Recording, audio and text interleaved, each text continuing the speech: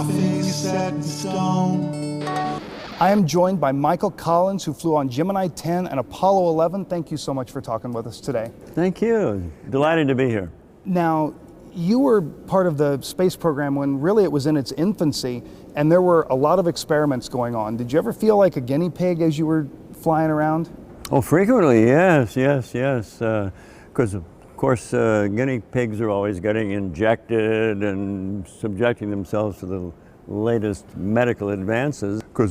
Guinea pigs are always getting injected and subjecting themselves to the latest medical advances. And we had a fairly strong, but fortunately a very friendly and competent medical component to our training.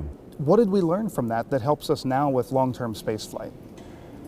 Well, there are a number of things, many of which I have just read about. For instance, effects on the blood supply to your eye, which changes in weightlessness. Of course, we felt stretched out. We actually were a little bit taller because the space between your vertebrae extends a bit. These things are not important at all for the kind of work we were doing, you know, to the moon and back in 8 days.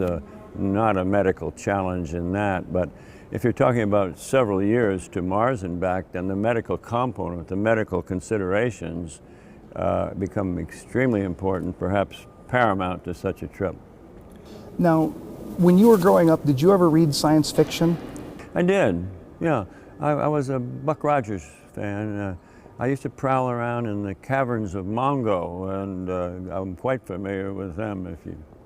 Do you think that influenced you wanting to be an astronaut? Not really. My coming into being an astronaut was sort of a stair-step program. I had an opportunity to go to West Point, which was a free education, and that was a very important consideration. And then when I graduated, I drifted over into the Air Force, became a pilot. One thing led to another. I was a test pilot at Edwards, and that at that time was a good entry point to the astronaut program. I think a firm background in English is important no matter what particular career field you're in. And I'd push it even one step beyond just English and to say poetry, for example. I like so much poetry. John Milton comes to mind. Paradise Lost, you know it? You know the plot? Barely. Okay, well, the plot was in STEM language. It's some guy fell off a cliff, and maybe God pushed him. In STEAM, it is. You know what it is in STEAM? No.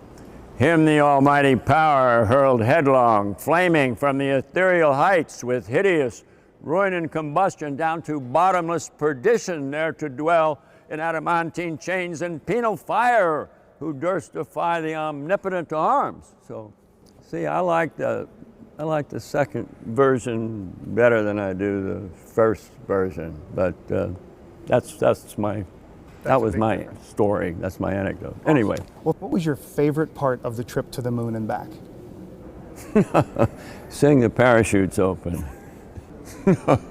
Seeing the parachutes open.